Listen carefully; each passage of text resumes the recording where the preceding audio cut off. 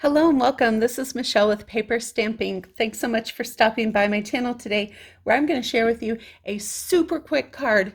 Have you ever been running out the door and realize you don't have a card for a birthday party, or maybe it's a baby shower, whatever the occasion is, and you need something fast? This is going to be the card design for you. So if you like getting paper crafting ideas in your inbox, make sure you hit that subscribe button down below and ring the bell so you get notifications of future projects. So before we jump in, I want to say that this idea is from Jacque at StampHappyNZ, and I will put a link to her channel down below. Make sure you go and check her out. She's got some great videos and tutorials out there. I did modify the design just slightly from what she did, but it's the same basic concept, and she calls it a rip and flip card, so that's what I'm going to call it, and you'll see why in just a moment. So I think I can make this card in under 3 minutes. I'm going to have a little bit of intro possibly on my video, but right now I am at 1 minute and 7 seconds, so let's see how quick I can make this.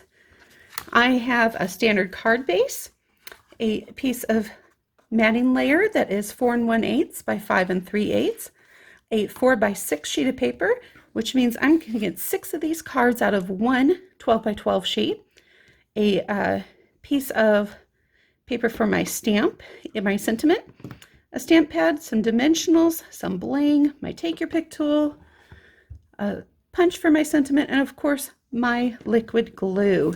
So let's go ahead and get our stamping out of the way. And oh, and of course I have my stamp too. All right, I'm going to try and tap gently because I just re-inked this pad and it's pretty darn juicy.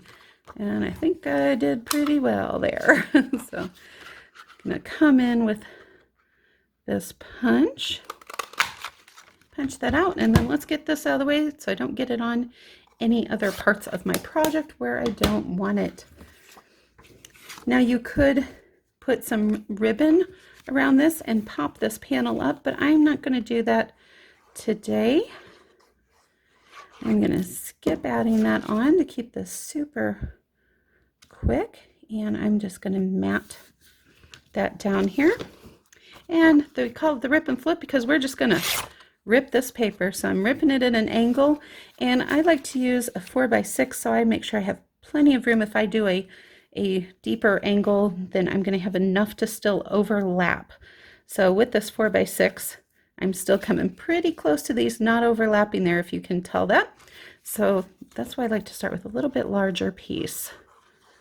Gives me the freedom to make a nice angle on there. If you start with something smaller, then you just have to do a smaller rip.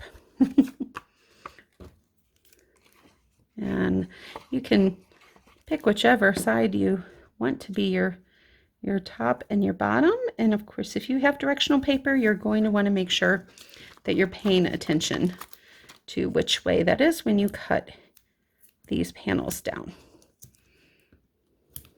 I'm going to put some dimensions on the back of my sentiment piece here.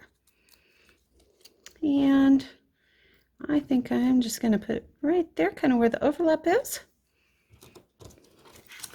And let's come in with some of these fun, sparkling gems. Dimensionals want to stick to me there.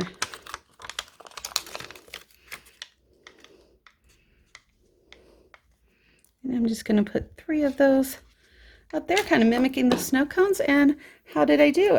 3 minutes, got the card done. I hope that you found this helpful. Until we meet again, make sure you grab your paper, stamp, and ink and do something creative.